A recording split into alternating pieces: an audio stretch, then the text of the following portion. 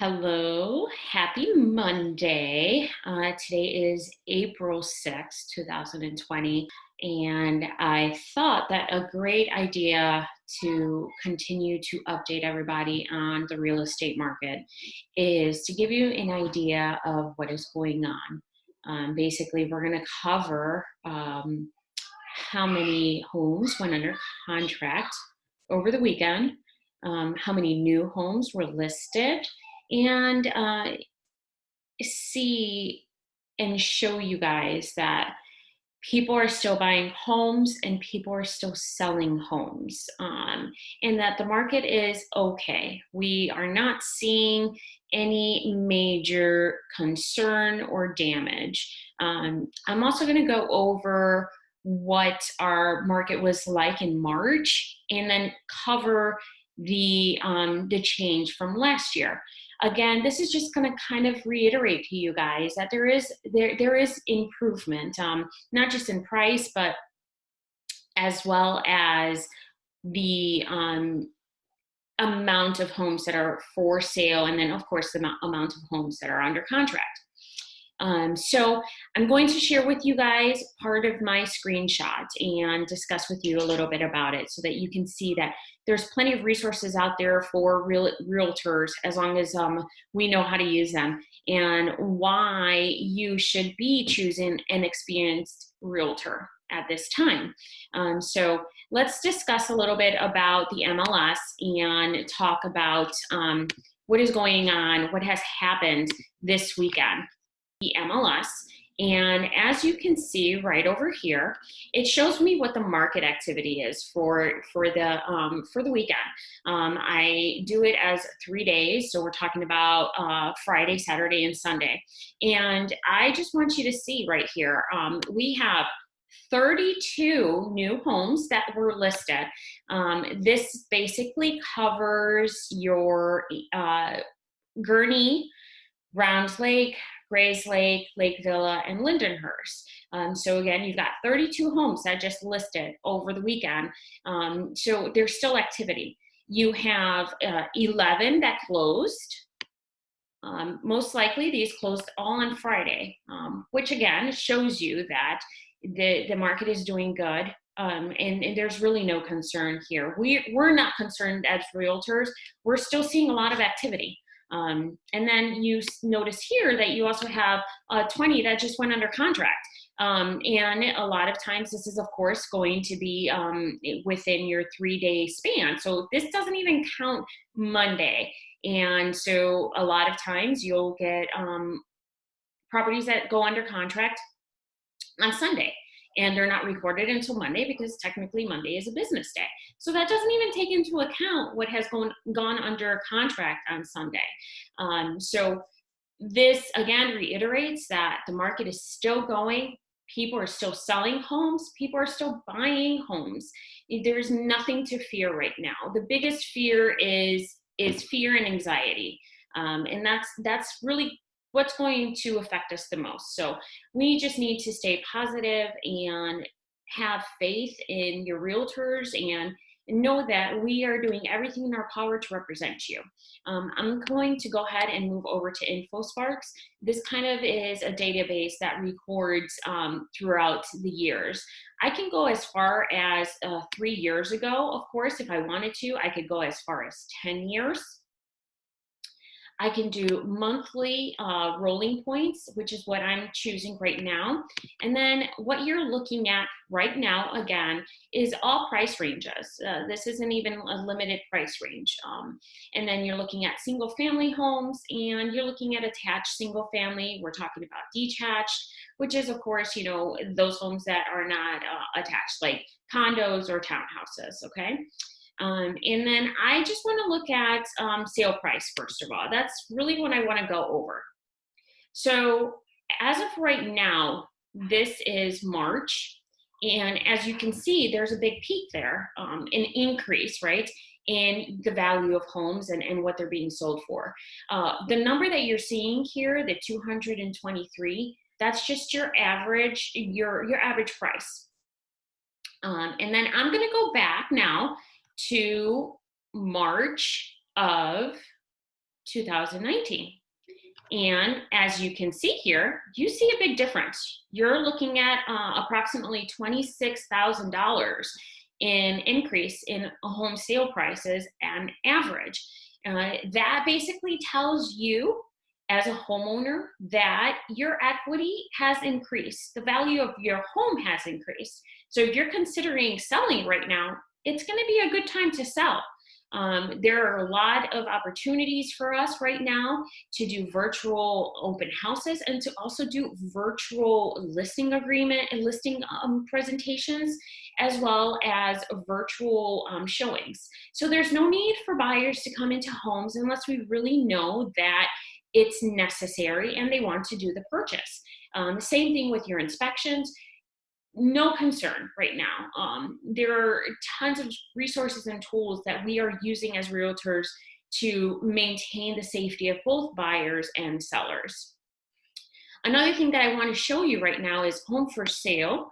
And as you can see, in March in Northern Lake County, there was a total of 1,552 homes that were listed and were available to purchase. Now, if we go back to March of 2019, you look at a total of 1,680 homes. What does that tell us as realtors? It tells us that there is not enough homes on the market right now, and that we need to see an increase in sellers. What does that tell us for sellers? What does that tell you as a seller? It tells you that now is a time to list your home, especially because you're seeing an increase in price. It also is telling us as buyers that you need to be competitive when making an offer. A lot of our buyers right now think that it is a buyer's market, and in a sense it is, because of, thankfully, the lower interest rates, right? But what I try to inform our buyers is that when you have a lower home inventory, that also means that you have a lot of more competition. So you need to rely on a realtor such as myself to show you and to have the tools and resources to educate you on how to not only present a strong offer, but to win that offer and purchase a home. Another thing that I want to show you is your monthly supply. This kind of leads into the monthly supply right now.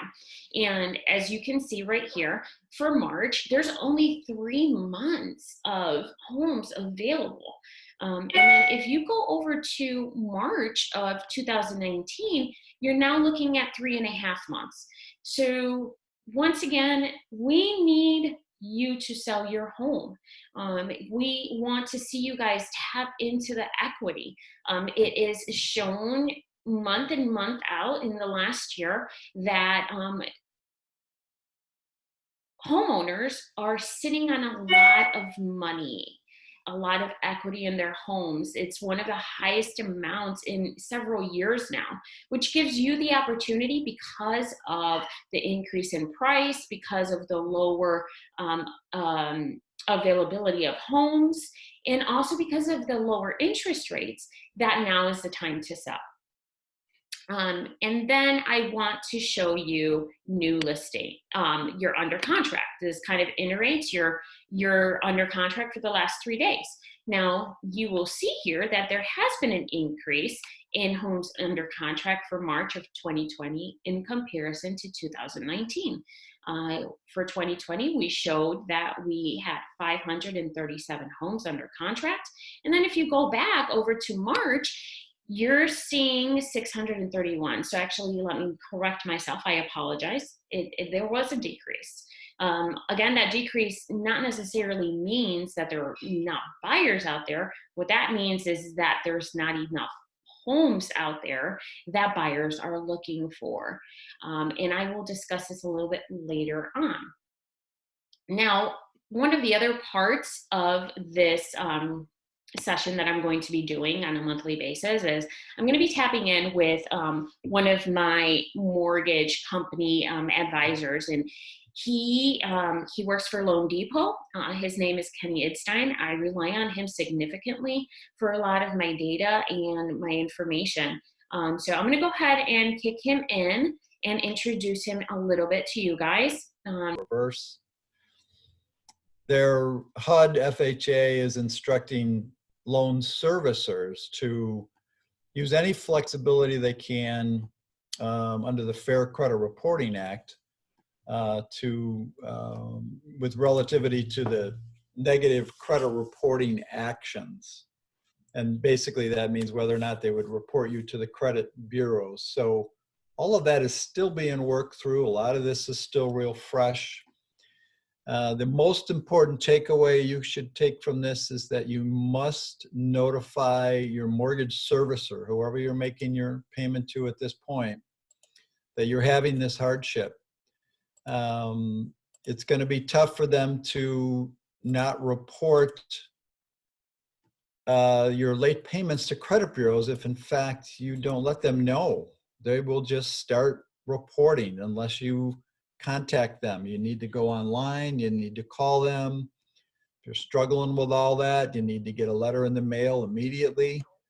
Their statements have fax numbers and email addresses and websites. So reach out to someone you know to help you with that if you're struggling with the technology on that. But really, really important to notify your lender up front and protect that credit history as best you can. And I'm assuming too that when you go ahead and notify your mortgage lender, you need to know whether or not it's going to be a forbearance or if it's going to be a deferral, correct? Correct. At this point, FHA, I am not aware that they're actually incorporating the deferment program per se, but this forbearance and then adding that into a second mortgage is really basically the same thing. You don't have to come up with those the payments you've missed. You add it on as a second mortgage. So in essence, it's deferring it to the end whenever you're going to pay the mortgage off by sale or refinance.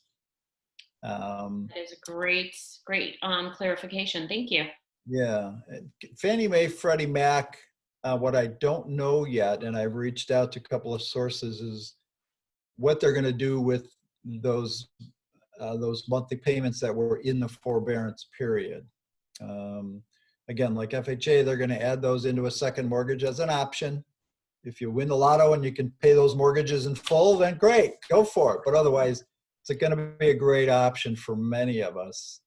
Fannie Mae, Freddie Mac, I'm not sure yet what they're doing with that, but I'll feed that to Tiffany, to you, and anybody else. And I'm assuming too that when you go ahead and notify your mortgage lender, you need to know whether or not it's going to be a forbearance or if it's going to be a deferral, correct?